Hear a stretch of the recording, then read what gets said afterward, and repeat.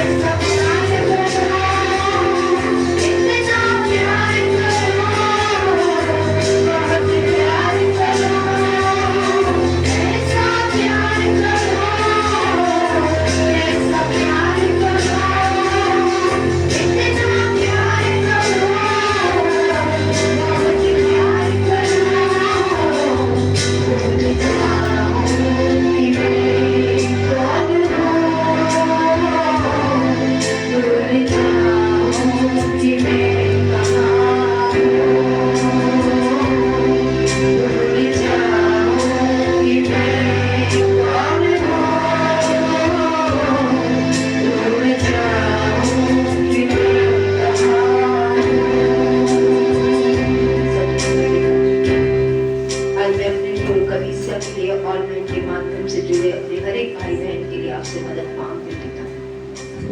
आपने जो प्रेम हमसे किया है प्रभु जी, आज उसके बदले में आपसे प्रेम करने का अनुग्रह आज हम सभी को दीजिए मेरे परमेश्वर पिता। आपने खुद सिखाया जैसा तुम चाहते हो दूसरा तुमसे व्यवहार करे वैसा ही तुम व्यवहार करोगे। आज आपने प्यार का व्यवहार किया है तो हमें भी प्यार का व्यवहार करने में हमारी मदद और सहायता कीजिए प्यारे पिता। आपने दया की है तो हमें भी दया करने वाला बनाइए परमेश्वर पिता। आपने प्रभु अपने प्रेम से हमारे अपराधों को ढांपा है पिता परमेश्वर, आज हमें भी ढांपने वाला बनाइए मेरे पिता परमेश्वर। आज आइए पवित्र आत्मा हम सब में कार्य कीजिए मेरे परमेश्वर पिता। आज आप पवित्र आत्मा जो रोमियो के 5 अध्याय में कहता है कि अब तो परमेश्वर का आत्मा है, हमारे हृदयों में परमेश्वर का प्रेम मिलता है। आज वो पवित्र आत्मा हम सभी को प्रेम से भरने वाला बने, ताकि हमारे दिलों से हर तरीके की कड़वाहटें, नाराजगी या नफरतें, एक दूसरे के प्रति गलत सोच हटने वाली बने पिता परमेश्वर। वो जैसा आपका वचन हमें सिखाता है प्रभु, उसी के अनुसार हम जीवन को जीने वाले बने पिता। धन्यवाद के साथ मैं अपने आप को, कलीसिया को पिता, आपकी देह को, हर एक व्यक्ति जो इस देह से जुड़ा है पिता, उपस्थित है या उपस्थित नहीं भी है पिता, सबको आपके अनुग्रह के हाथों में सौंपते हुए ये प्रार्थना यीशु मसीह के नाम से मांगते हैं, आमीन। आप सभी को जय मसीह की एक बार फिर से विक्ट्री फैमिली सेंटर कलीसिया में हम आपका स्वागत करते हैं। इससे पहले कि हम परमेश्वर के वचन में आगे बढ़े, आइए अपने दानों के द्वारा अपनी आराधना को पूरा करेंगे, परमेश्वर से सहायता मांगेंगे कि उसके वचन के अनुसार हम उसे देने वाले बन पाए। आइए बहन पूषा के साथ प्रार्थना करेंगे।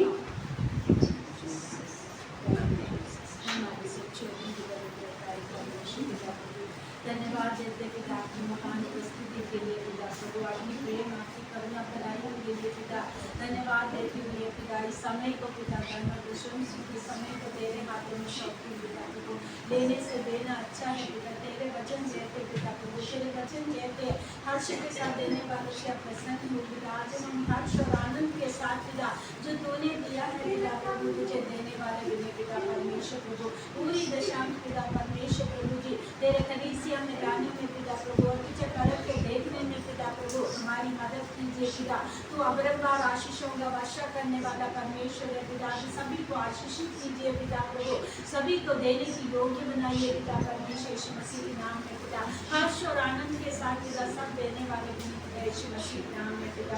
इस समय को पिता कलीसिया को पिता तेरे हाथों में सौंपते हुए यीशु मसीह की सामर्थ्य नाम में प्रार्थना को मांगते हैं, आमीन आमीन।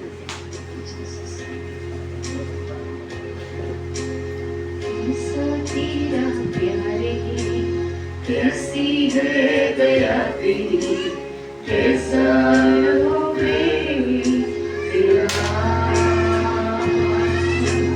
कैसा तेरा प्यारे कैसी है दया तेरी, कैसा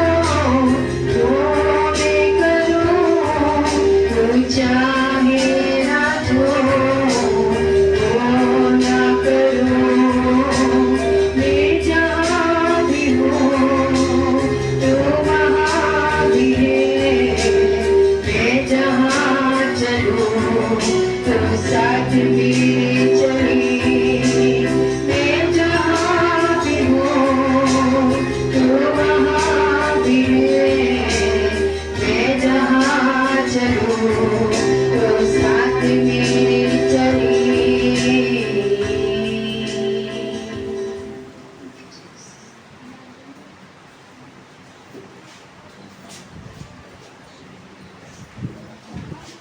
आइए इससे पहले कि हम वचन में जाएं, संडे स्कूल के बच्चे संडे स्कूल की तरफ जाएंगे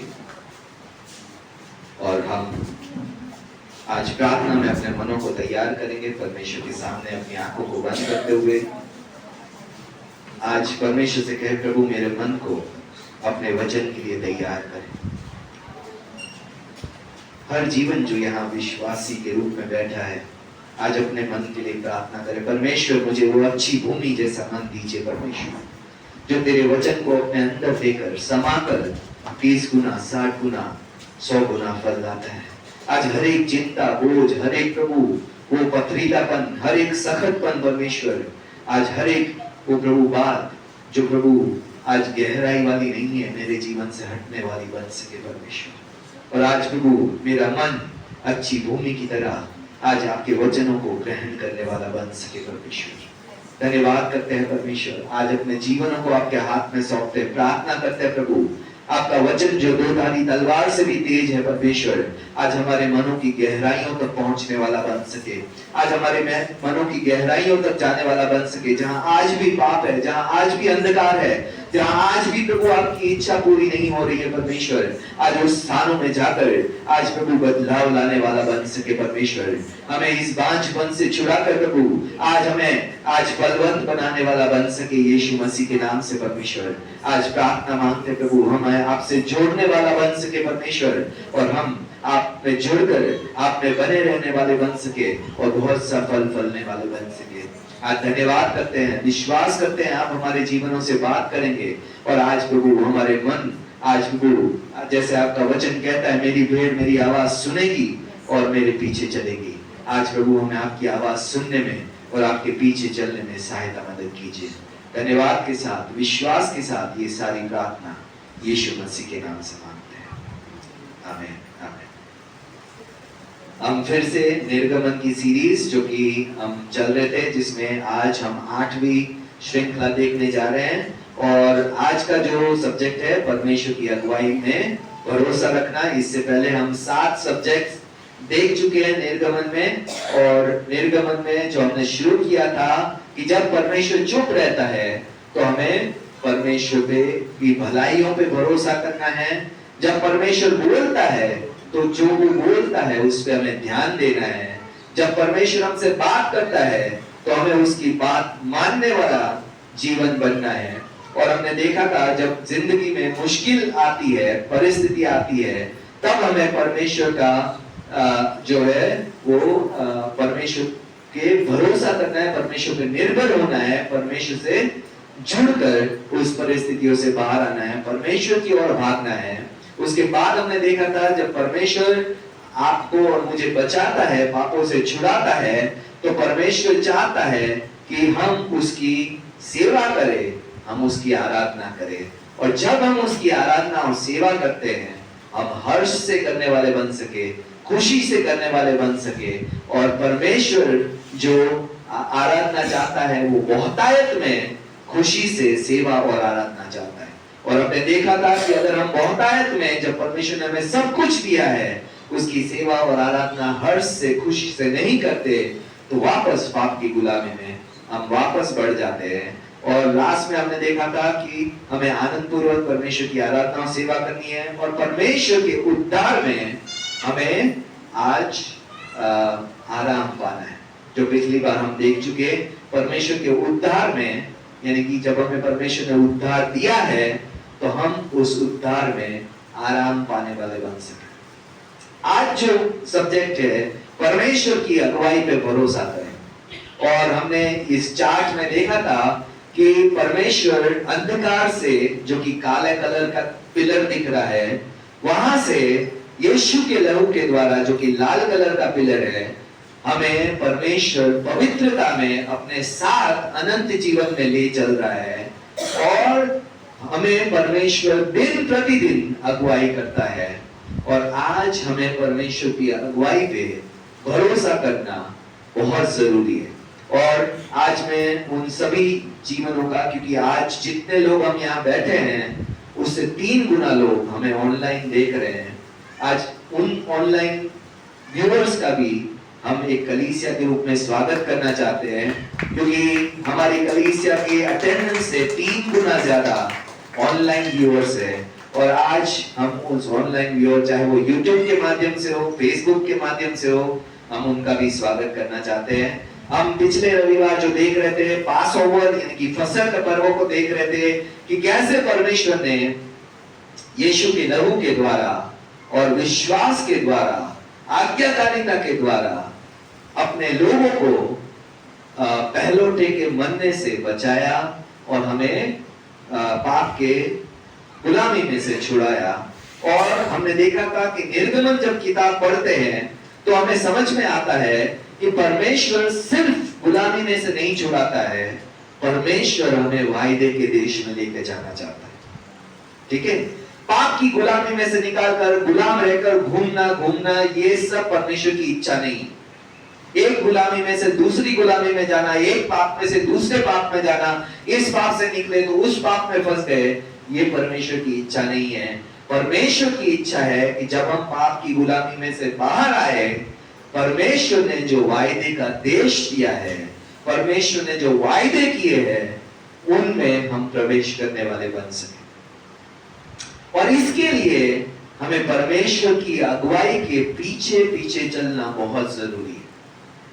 आज आपको ये जानकर आश्चर्य होगा कि जब परमेश्वर ने इजराइल को गुलामी में से छुड़ाया था, तो कई इजिप्शियन लोग भी परमेश्वर को परमेश्वर मान के इजरायलियों के साथ चल पड़े थे, क्योंकि उन्होंने 10 चमत्कार देखा था, 10 विपत्तियां देखी थी। उनके सारे परमेश्वर को, सच्चे और जीवित परमेश्वर ने आज एकदम खोखला करके दिखाया था कि वो कुछ भी नहीं है। और इजिप्शियन लोग भी परमेश्वर के लोगों के साथ चल पड़े थे। और क्योंकि इजराइल हमेशा सिर्फ अपने लोगों की गिनती करता है और जाति वाइज गिनती करता है, या तो कुल वाइज गिनती करते हैं, कि जैसे याकूब के 11 पुत्र थे और यूसुफ के 2 पुत्र थे। और क्योंकि आप जानते हैं कि जब यूसुफ के 2 पुत्र इजिप्ट में हुए और याकूब से वो वापस मिला, तो याकूब ने कहा, तेरे ये 2 बेटे मेरे 2 बेटे कहलाएंगे। ठीक है, इस तरीके से 11 भाई में से 12 कुल हो गए, जिसमें से याकूब के 11 बेटे थे और यूसुफ के 2 बेटे जो थे वो याकूब के बेटे, या तो याकूब के कुल कहलाए, इफ्राइम और मनासे करके। इस तरीके से 12 कुल के लोग जो है वो इजिप्ट में से, मिस्र में से निकलकर वायदे के देश में चल पड़े। और उन्हें एक ही काम करना था, जब बादल उठे तब अपनी सारी चीजों को समेटकर, जब तक वो बादल नहीं रुके तब तक उस बादल के पीछे चलना था, परमेश्वर की अगुवाई पे भरोसा रखना था। अभी हम और आप जानते हैं कि परमेश्वर जो है, जैसे ही उनकी अगुवाई करता है, सबसे पहली समस्या क्या आती है? लाल समंदर। और जब लाल समंदर के सामने आकर इजराइलाइट्स खड़े होते हैं और फेरो अपनी सेना लेकर पीछे से उनको घेर लेता है, तब वो चिल्लाने लगते हैं, परमेश्वर क्या तू हमें मारने के लिए इस रेगिस्तान में ले आया था? और मूसा के पास भाग कर कहते हैं, तूने हमें गुलामी में से क्यों निकाला? और मूसा परमेश्वर के सामने अपने हाथों को उठाता है। परमेश्वर कहता है, अपनी लाठी को उठा और उस लाल समंदर पर मार, और लाल समंदर 2 हिस्से हो जाते हैं। लेकिन उससे पहले परमेश्वर के लोगों का अविश्वास देखने को मिलता है। सोचा आगे लाल समंदर है, पीछे फिरौन की सेना है, हमारी मृत्यु पक्की है। और आज हर एक विश्वासी के जीवन में ऐसी समस्या आती है जो लाल समंदर के समान कहीं नहीं जाने वाली है, और पीछे हमें लगता है हमारी मौत हमारा पीछा कर रही है, ना आगे जा सकते हैं ना पीछे जा सकते हैं, और हमें लगता है परमेश्वर हमें इस स्थान पे गलत ले आया है, मारने के लिए लाया है, खत्म करने के लिए लाया है, हमारा नाश करने के लिए लाया है। लेकिन क्योंकि जब मूसा ने विश्वास किया था कि परमेश्वर हमें यहां पे खत्म करने के लिए नहीं लाया था, परमेश्वर अपने वायदों का पक्का था, और उसने बोला परमेश्वर तू रास्ता खोल, और जब परमेश्वर ने कहा अपनी लाठी को मार, ये मूर्खता है समंदर पर लाठी मारना।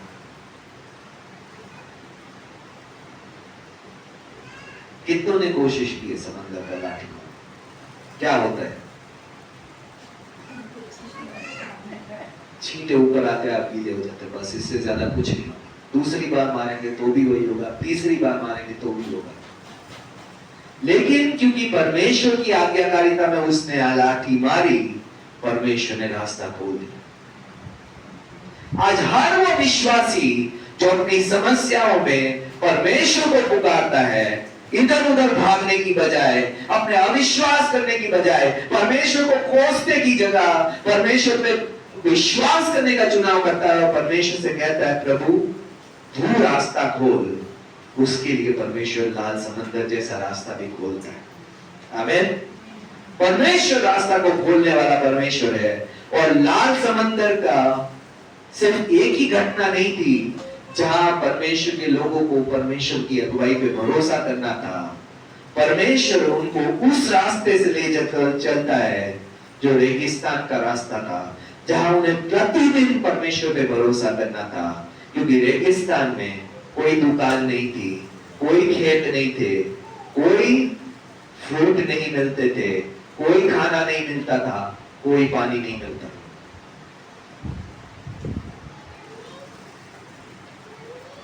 मुझे नहीं पता अगर आपको कभी या मुझे ऐसे कभी समस्या का सामना करना पड़े कि पानी भी परमेश्वर से मांगना पड़ेगा, खाना भी परमेश्वर से मांगना पड़ेगा, अगुवाई भी परमेश्वर से मांगनी पड़ेगी, सहायता भी परमेश्वर से मांगनी पड़ेगी। क्योंकि अगर रेगिस्तान में आप बिना बादल के रहते हो, आप जल के मर जाओगे और रात को ठंड से मर जाओगे। आप में से कितने रेगिस्तान गए हैं मुझे नहीं पता, लेकिन दिन में जो रेत होती है वो इतनी गर्म होती है कि आप उस पर पैर नहीं रख सकते, और रात को वही रेत इतनी ठंडी हो जाती है कि आप सो नहीं सकते, उसमें जीवित नहीं बच सकते।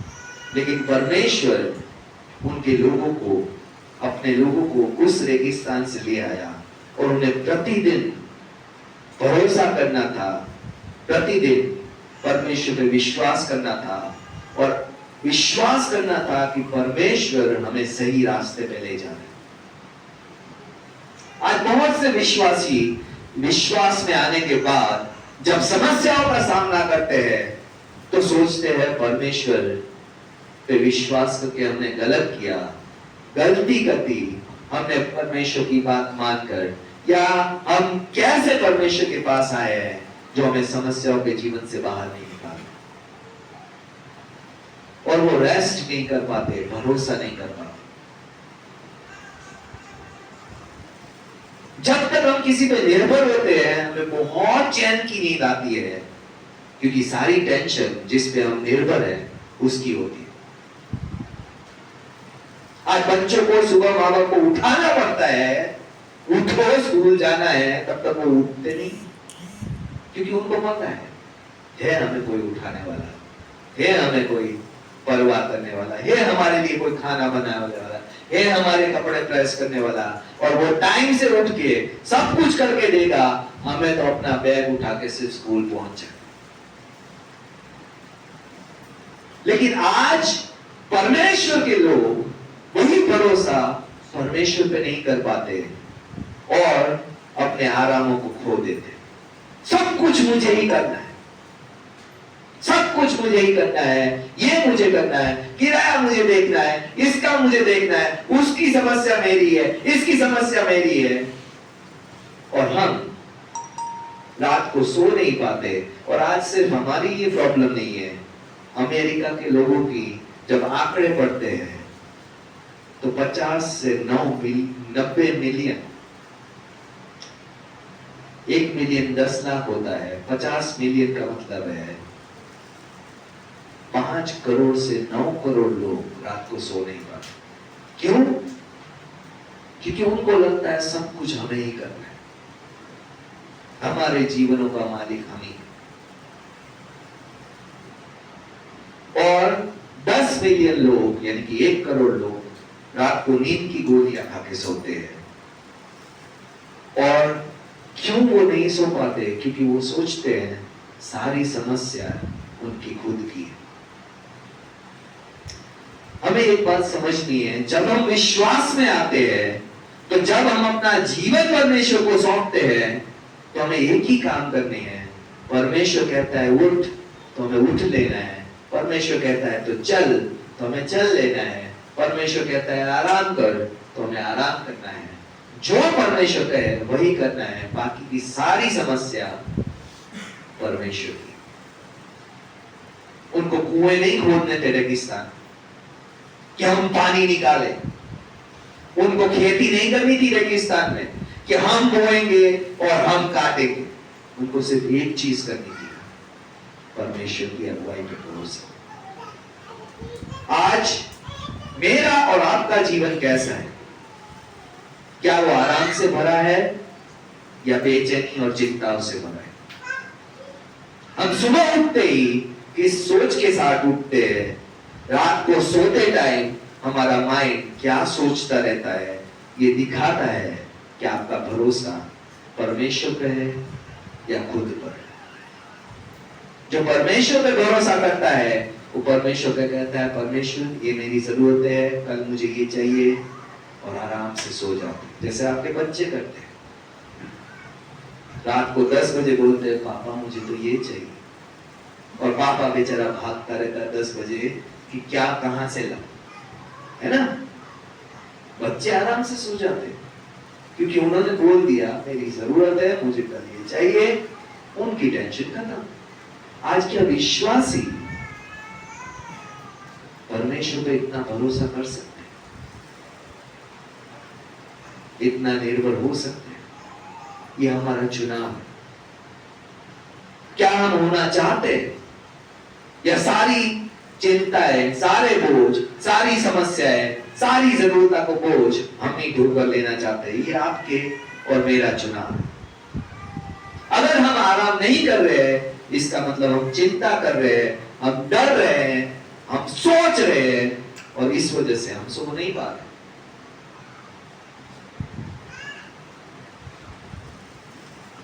साइंस ने कहा alert mind can not allow the body to sleep. इसका मतलब है एक जागता हुआ दिमाग बॉडी को सोने नहीं दे सकता। जो सोच रहा है, जो पूछ रहा है क्या करूं, कैसे समाधान निकालूं, ये क्या करूं, उसका क्या करूं, उसका करूं, वो सो नहीं सकते। आज भजन संहिता में परमेश्वर ने एक बात कही जो हमें सीखना बहुत जरूरी है। भजन संहिता 37 अध्याय उसका 7 वचन कहता है परमेश्वर के सामने चुपचाप रहे और धीरज से उसका आसरा रख। और दूसरे वर्जन में कहता है धीरज से परमेश्वर की प्रतीक्षा कर और परमेश्वर पे भरोसा कर। धीरज से परमेश्वर की प्रतीक्षा कर, क्योंकि परमेश्वर रास्ता निकालने वाला परमेश्वर। हम आराम तभी महसूस कर सकते हैं जब हमारे मनों को भरोसा है कोई और है जो मेरी चिंता मुझसे ज्यादा करेगा, मेरी जरूरत को मुझसे अच्छे से पूरा करेगा, मेरी समस्या को अपनी समस्या बनाकर वो काम करेगा। जब तक हमें ये भरोसा नहीं होता, हम चैन से नहीं सो सकते। और यहां पे परमेश्वर का वचन कहता है, धीरज से परमेश्वर का इंतजार कर, परमेश्वर की प्रतीक्षा कर, या परमेश्वर पे भरोसा कर। और हम आज धीरज से परमेश्वर पे भरोसा कर पा रहे हैं कि नहीं, वो हमें अपने आप को पूछना है। क्योंकि अगर हम धीरज नहीं धरेंगे तो दूसरी भाग कहता है, तुम क्या करोगे? 37 का दूसरा हिस्सा, भजन संहिता 37 उसका 7 पद, उस मनुष्य के कारण ना हो जिसके काम सफल होते हैं और वह बुरी युक्तियों को निकालता है। परमेश्वर का वचन क्या कहता है? अगर हम विश्वास नहीं करेंगे, अगर हम भरोसा नहीं करेंगे, तो हम क्या करेंगे? यहां पे लिखा है इंग्लिश में कि आप चिंता करेंगे, या आप उस मनुष्य को देखेंगे जो सफल हो रहा है गलत काम करने के बावजूद। हम में से कितने ऐसे लोगों को जानते हैं जो हमारे जान पहचान के दायरे में हैं, जो गलत काम करके भी हमसे ज्यादा आशीषित है, पाप करके, गलत काम करके, चीटिंग करके, बेईमानी करके हमसे ज्यादा आशीषित है। और हमें उसको देखकर क्या विचार आता है? क्या विचार आता है? हाँ, रोकने के लिए। ओके, और कोई? हमें उनको देखकर क्या विचार आता है?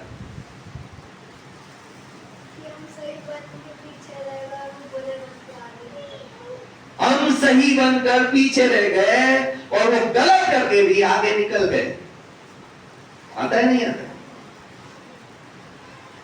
और क्या करने का मन करता है? हाँ,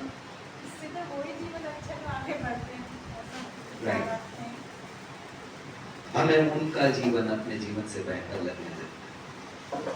और यहाँ वचन कहता है, हम कूदने लगते हैं, क्यों हमने परमेश्वर का सही जीवन चुना है। लेकिन इसकी जड़ आज भरोसे पे, क्योंकि अगर हम धीरज से परमेश्वर पे भरोसा नहीं करेंगे, अभी हम आगे पढ़ेंगे कि परमेश्वर क्या करता है और क्यों ये अलाउ करता है, लेकिन उससे पहले हमें ये समझना जरूरी है, अगर हम परमेश्वर पे भरोसा नहीं करेंगे कि परमेश्वर हमें सही जीवन की ओर चला रहा है, तो हमेशा हम कूदते रहेंगे, इसको देखकर, उसको देखकर, वो आगे निकल गया, उसने ये ले लिया, उसने कार ले ली, अरे उसने तो दूसरा घर ले लिया, अरे उसके पास तो ये आ गया, अरे मेरे पास ये नहीं है, और मैं बेचारा रह गया। अगर आपको कूदना नहीं है तो परमेश्वर पे भरोसा करना बहुत जरूरी है।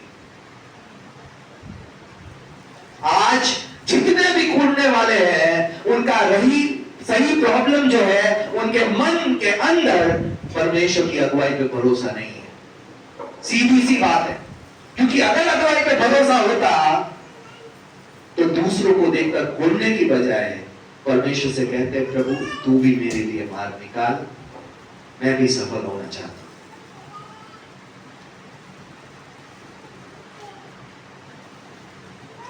जब आपके बच्चे आपके पास आकर कहते हैं, उसकी मम्मी आपसे बहुत अच्छी है, उसके पापा आपसे बहुत अच्छे हैं, तो आपको क्या फीलिंग आती है?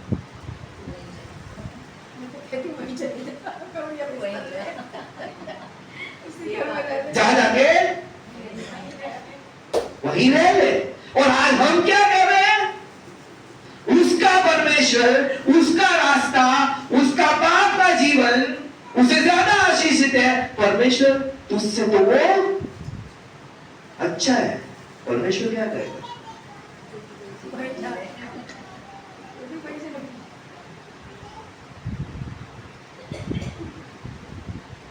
आज हमें ये सोचने वाली बात है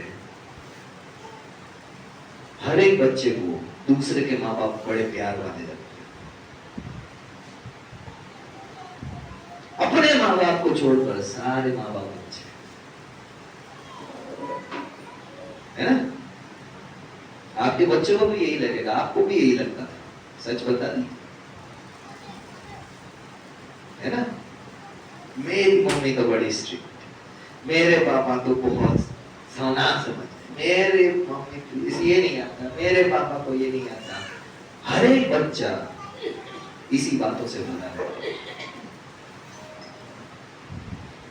और आज हर विश्वासी क्योंकि परमेश्वर पे भरोसा नहीं करता, वो कोरता रहता है जब वो किसी पापी को, किसी अविश्वासी को, किसी गलत काम करने वाले को अपने से ज्यादा आशीषित देखता है। कोड़ कोड़ कर कहता है, परमेश्वर मैंने तो बेकार में पवित्रता चुनी, मैंने तो बेकार में उद्धार मांग लिया, मैंने तो बेकार में तेरे पीछे चलने का इरादा कर लिया, मुझे क्या मिला। और आज हम चिंता करते हैं, हम सोचने लगते हैं और आराम करना हमारे से दूर हो जाता है, क्योंकि जब हम भरोसा नहीं करते तब हम आराम नहीं कर सकते, तब हमें काम करना पड़ेगा, है ना। एक समय था जब हमें काम नहीं करना पड़ता था, हमारे पेरेंट्स काम करते थे और हमें छोटे मोटे काम भी बहुत बड़े लगते थे, है ना। लेकिन आज हमें सब कुछ खुद करना पड़ता है, तब हम समझ पाते हैं कि वो हमारे लिए कितना करते हैं। आज अगर हमें आराम का जीवन जीना है तो हमें परमेश्वर पे भरोसा रख के जीना पड़ेगा, क्योंकि परमेश्वर का वचन पत्रस 4:19, पहला पत्रस 4:19 में कहता है, इसलिए जो परमेश्वर की इच्छा के अनुसार दुख उठाते हैं वे भलाई करते हुए अपने अपने प्राण को विश्वास योग्य सृजनहार के हाथ में सौंप दें। हमारा सोच क्या है विश्वासी का, कि जब मैंने सच्चे परमेश्वर को मान लिया है, इसका मतलब मेरे जीवन में कोई दुख की जगह ही नहीं। कितने ये मानते हैं?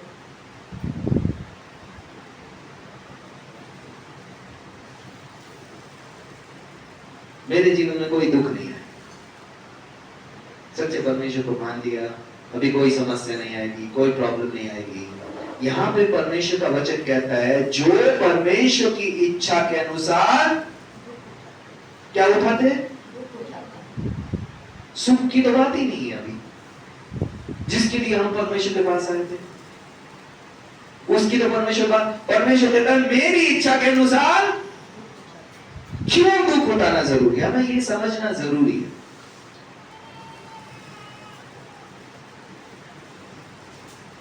अगर हम परमेश्वर के पीछे चलते हैं तो हमारे जीवन में दुख क्यों आते हैं, उसका सबसे बड़ा कारण है मनुष्य परमेश्वर की इच्छा के अनुसार नहीं चलना चाहता।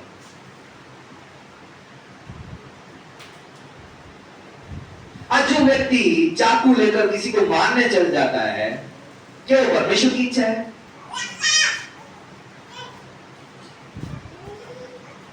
लेकिन फिर भी वो मार रहा है।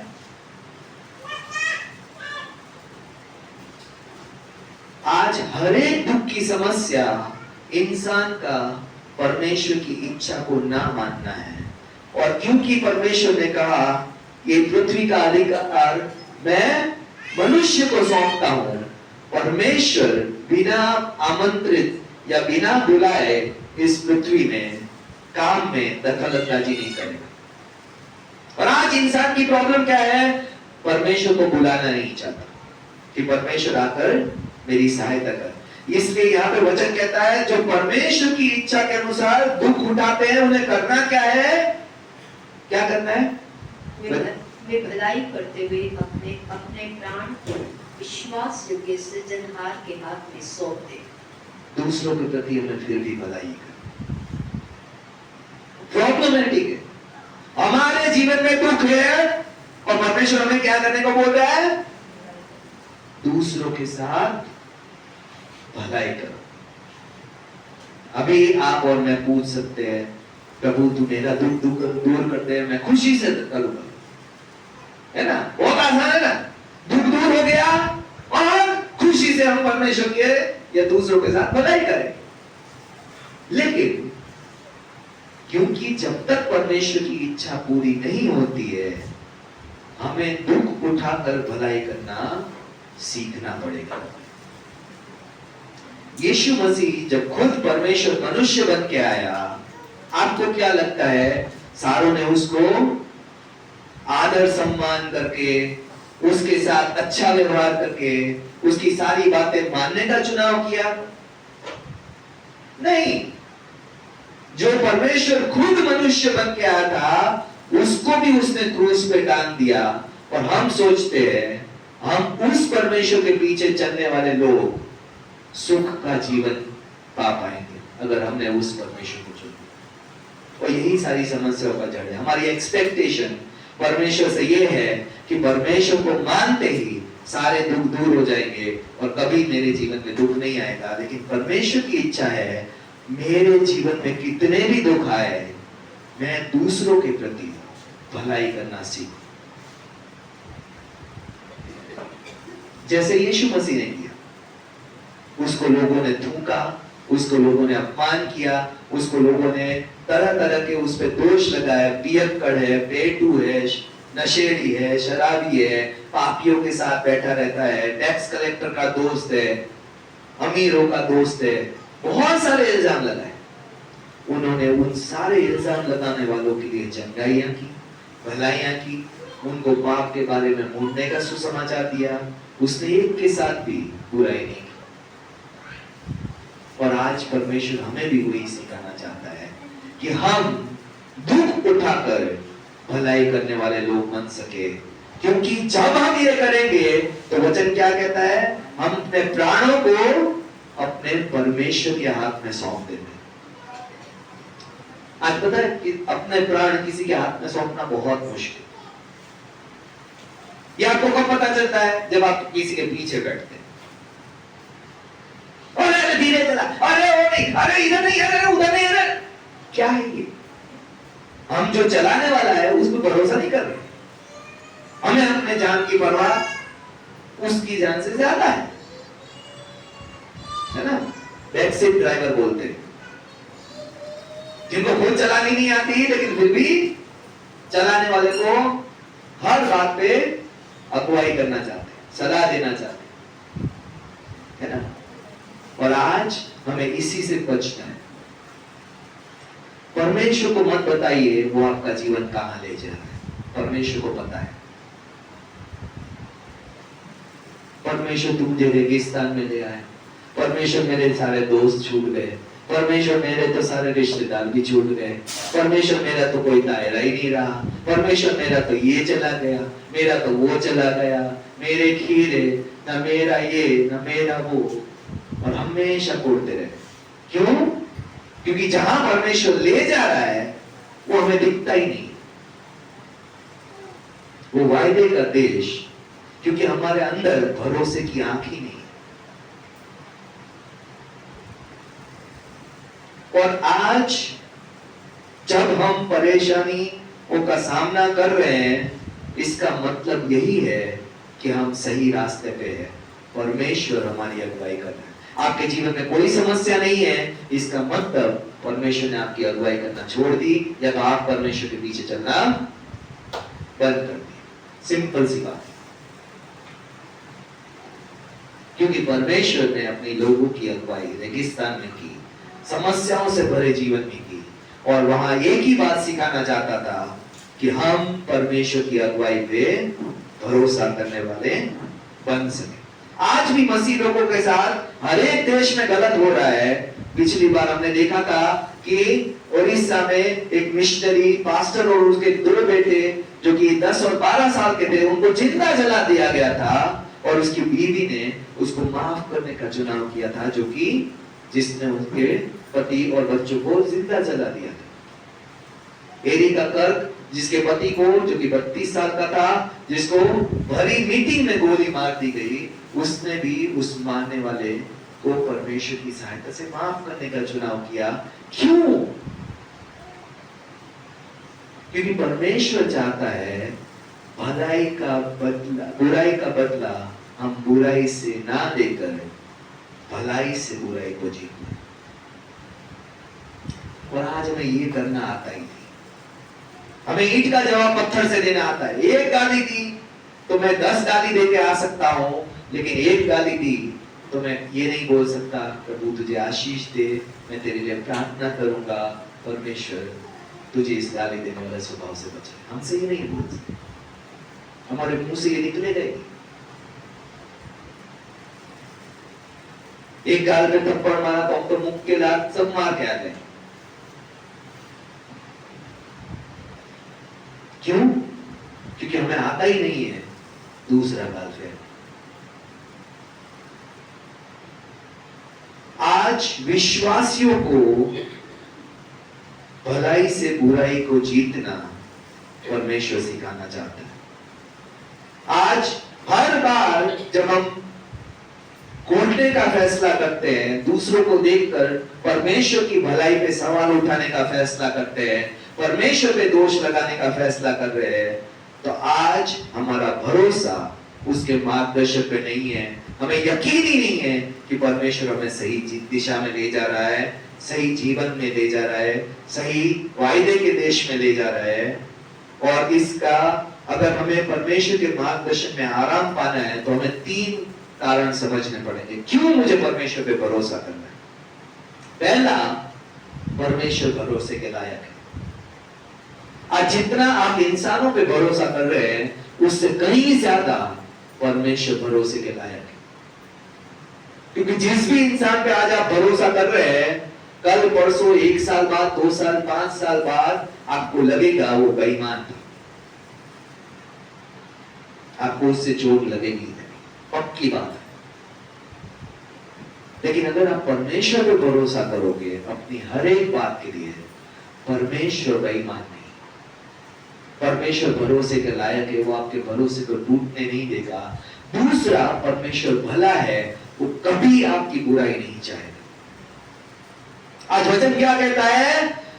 जो बुरे माँ बाप है वो भी किसको अच्छी चीज देना जानते हैं? अपने बच्चों को तो अच्छी चीज ही देते। तो स्वर्गीय पिता अपने मांगने वाले को क्या बुरी चीज देगा?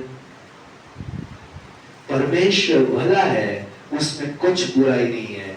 अगर मैंने उस पे भरोसा किया, वो मेरे भरोसे को पूरा करेगा। और तीसरा कारण ये है, परमेश्वर के पास सारी ताकत है आप जो मांग रहे हैं वो देने की। आपका बड़े से बड़ा सपना परमेश्वर के लिए छोटी सी बात है, वो कर सकता है, इंसान नहीं कर सकता। लेकिन मैं कई बार अपनी बेटी के सपने देखता हूं, मैं सोचता हूं परमेश्वर सिर्फ तू ही पूरा कर सकता है, मैं मनुष्य के रूप में नहीं कर सकता। क्यों? क्योंकि मेरी लिमिटेशंस है, मेरी सीमाएं हैं, मेरे पास कई चीजें नहीं है जो उसको उसके सपने पूरे करने के लिए चाहिए। लेकिन हमेशा कहता हूं परमेश्वर पे भरोसा करना सीख, तेरे सपने सिर्फ वही पूरी कर सकते हैं। आज इंसान आपके सपने पूरे नहीं कर सकता, सिर्फ परमेश्वर कर सकता है। और इन 3 कारणों की वजह से हमें परमेश्वर पे भरोसा करना ही पड़ेगा। जिस इंसान पे हमने पर आज भरोसा किया है, वो जब आपको धोखा देगा, आपका दिल टूटेगा और आप परमेश्वर पे भरोसा नहीं कर पाओगे। इससे अच्छा है कि आज जब तक आपके रिश्ते सही है, तभी से परमेश्वर पे भरोसा ले आए। परमेश्वर भला है, परमेश्वर शक्तिशाली है, वो आपके सपनों को, आपकी इच्छाओं को, आपके बड़े से बड़े योजनाओं को पूरा कर सकता है। इसलिए हमें परमेश्वर पे भरोसा करना है। परमेश्वर ने हमारे सोचने, समझने और मांगने से कई बड़ी चीजें रखी है। वचन कहता है 1 कोरिन्थियों में, किसी आंख ने नहीं देखा, किसी कान ने नहीं सुना, किसी मन में नहीं समाया वो चीजें जो परमेश्वर ने अपने चाहने वालों के लिए रखी है। आपके सपने में भी नहीं है, जो परमेश्वर ने आपके लिए रखा है।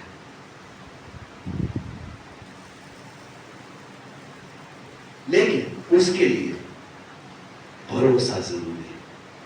अगर आप भरोसा नहीं करते तो आप भी इज़राइल की तरह उसी रेगिस्तान में नाश होने के लिए जा रहे हैं। क्यों? क्योंकि आपका भरोसा परमेश्वर को छोड़कर कहीं और है। और आज हमें सिर्फ एक ही चीज करना सीखनी है, परमेश्वर से कहे प्रभु मैं पूरे मन से तुझ पे भरोसा कर सकूं। जब समस्या आती है मैं तुझ पर भरोसा करने वाला बन सकूं, क्योंकि तू मुझे यहां तक लाया है। तुझे पता है लाल समंदर में से बाहर रास्ता निकल सकता है। आज मेरी इस समस्या से तुझे पता है रास्ता निकल सकता है। परमेश्वर का वचन कहता है इस पहाड़ से कह और ये समंदर में फेंक, अपने आप को फेंक दे और हो जाएगा, क्योंकि तू भरोसा करेगा, तू विश्वास करेगा, तूने जो मांगा है वो तुझे मिलेगा। आज लैक ऑफ ट्रस्ट सबसे बड़ा पाप है। परमेश्वर पे भरोसा ना करना वही सबसे बड़ा पाप है। वही से आदम और हव्वा का पाप शुरू हुआ था, क्योंकि उसने सोचा परमेश्वर ने वो नहीं दिया जो सबसे अच्छा है और खुद लेकर खा लिया। आज जो परमेश्वर ने नहीं दिया उसको मत छूइए, उसी में आपकी और मेरी भलाई है। आज परमेश्वर के सामने आकर कहिए परमेश्वर आज मैं इस चीज पे विश्वास करने में डगमगा रहा हूं। आज मैं इस इंसान को देखकर, उस इंसान को देखकर, उस व्यक्ति को देखकर, इस व्यक्ति को देखकर जल रहा हूं, पोड़ रहा हूं। परमेश्वर मेरा भरोसा तुझ पर डगमगा है। कहे परमेश्वर से। परमेश्वर सच से डरने वाला परमेश्वर नहीं। और परमेश्वर से कहे प्रभु मुझे इस कूड़न से छुड़ाकर भरोसे के जीवन में ला। मैं तुझ पर भरोसा करना चाहता हूं। तू ही रास्ता निकालेगा। तू भरोसे के लायक है, तू भला है, तू शक्तिशाली है, तू मेरे सपनों को पूरा करेगा, समय से करेगा, मेरे नहीं तेरे समय से।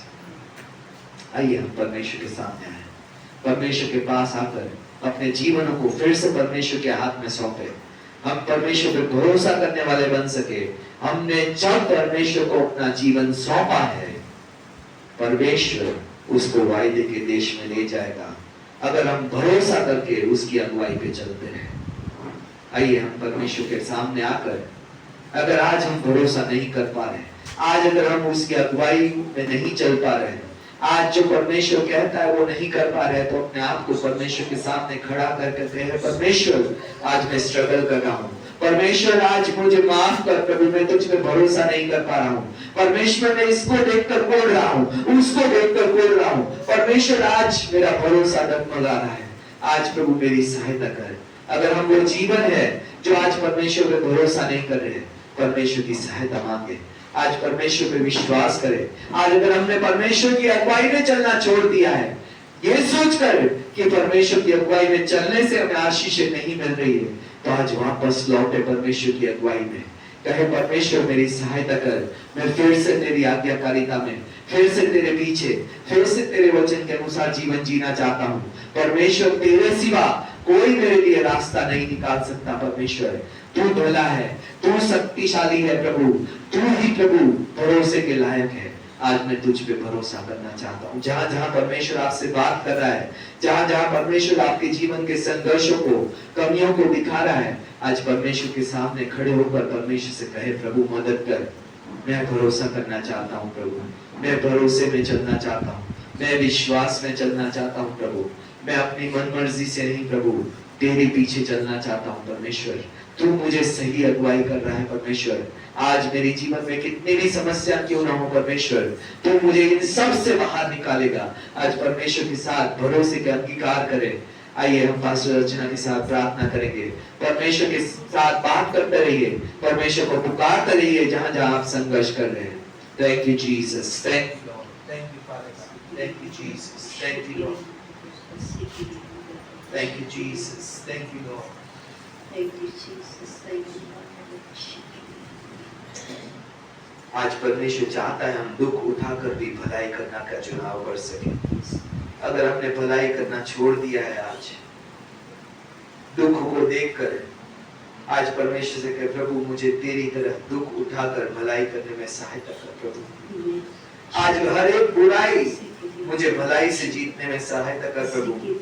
आज मैं ईश का जवाब पत्थर से नहीं प्रभु, भलाई से देने वाला बन सकूं। आज परमेश्वर से प्रार्थना करें, जहां जहां हम संघर्ष करें परमेश्वर से बात करें। Thank you Jesus, thank you Lord, thank you father God, thank you Jesus.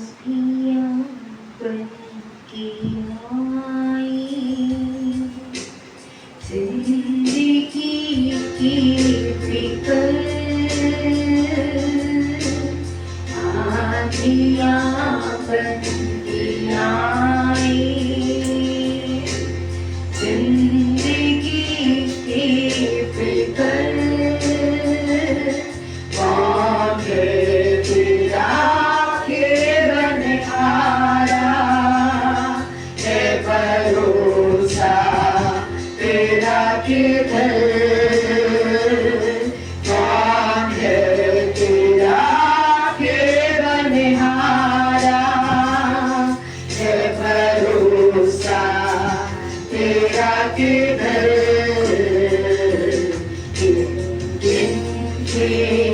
स्तुति करो यीशु माँ तेरे दानों के लिए, अब तक तूने संभाला मुझे, अपनी बाहों में लिए हुए, अब तक तूने संभाला मुझे, अपनी बाहों में लिए हुए। आँधियाँ बन के आए, जिंदगी के फिक्र, आँधियाँ बन के आए, जिंदगी की फिक्र, यीशु है मेरा केवल हारा, है भरोसा मेरा उस पर, यीशु है मेरा केवल हारा, है भरोसा मेरा उस पर। इनकी स्तुति करो यीशु माँ तेरे दानों के लिए, अब तक तूने संभाला मुझे, अपनी बाहों में लिए हुए, अब तक तूने संभाला मुझे, अपनी बाहों में लिए हुए। सच्चे जीवित पिता, हमारी नहीं है आपकी इच्छा थी कि हम आपके प्रेम को जाने प्रभु जी। आपका वचन कहता है हमने आपको नहीं, आपने हमें चुना है मेरे परमेश्वर पिता। इस्राएलियों को गुलामी से छुड़ाने की योजना आपकी थी परमेश्वर पिता। लाल सागर खोलने की योजना भी आप ही की थी पिता परमेश्वर। रेगिस्तान में लेके चलने की योजना भी आप ही की थी परमेश्वर पिता, क्योंकि आप चाहते थे प्रभु आपके लोग आप पे भरोसा करना सीखे परमेश्वर पिता। आज प्रभु हमारे जीवन में भी प्रभु आज जो बातें चल रही है पिता, शायद मनुष्य ना जाने प्रभु, हम एक दूसरे को शायद ना बताते हो परमेश्वर पिता, लेकिन आपसे कुछ भी छुपा नहीं परमेश्वर पिता। आज प्रभु आपकी इच्छा है आपकी कलीसिया, आपके लोग प्रभु जिन्हें आपने अंधकार से ज्योति में लेकर आए हैं पिता, आज अपने जीवन के दुखों में भी, अपने जीवन की समस्याओं में भी पिता, अपने जीवन के उतार चढ़ाव में भी परमेश्वर पिता, हमें से हर एक व्यक्ति आज आप पे भरोसा रखने का चुनाव करे पिता परमेश्वर। जैसे आपने कहा शांत रहो और जान लो कि मैं ही परमेश्वर हूँ पिता, आज हम सबको शांत रहकर आप पर भरोसा रखने में हमारी मदद कीजिए परमेश्वर पिता। आज प्रभु जैसा हमने वचन में सीखा प्रभु की दुख उठाकर भी हमें भलाई करनी है परमेश्वर पिता। आज इन मुश्किलों के बीच में, इन समस्याओं के बीच में प्रभु हमें भलाई करने का अनुग्रह आप प्रदान कीजिए पिता, और अपने प्राणों को अपने सृजनहार के हाथ में सौंपने में पिता हमारी मदद और सहायता कीजिए प्यारे पिता। आज प्रभु मैं अपने लिए और कलीसिया के लिए प्रार्थना करती हूँ पिता, जहाँ जहाँ प्रभु हमने भरोसा ना रखकर अविश्वासियों को देखकर पिता, पापी मनुष्यों को देखकर पिता परमेश्वर, आज गलत मार्गों पर चलने वालों को देखकर प्रभु, जब उनकी सुख सुविधाओं को देखा और अब कूड़े पिता परमेश्वर, हमने बुराइयों की तरफ मन लगाया पिता। आज प्रभु एक जगह भजनकार कहता है, अगर मैंने ऐसा किया होता तो तुम तो जान देता। हाँ प्रभु जी, आप जानते हैं कब कब हमने ऐसा सोचा पिता, कब कब ऐसी सोच हमारे दिलों में आई पिता, हमारे विचारों में आई पिता, हमारी इच्छाओं में आई प्रभु जी। लेकिन आज मैं अपने और कलीसिया के उन गुनाहों को आपके सामने अंगीकार करती हूँ मेरे पिता। आज हमारे गुनाहों को क्षमा कीजिए परमेश्वर पिता, और शांत रहकर आप पे भरोसा करने में हमारी मदद कीजिए प्यारे पिता।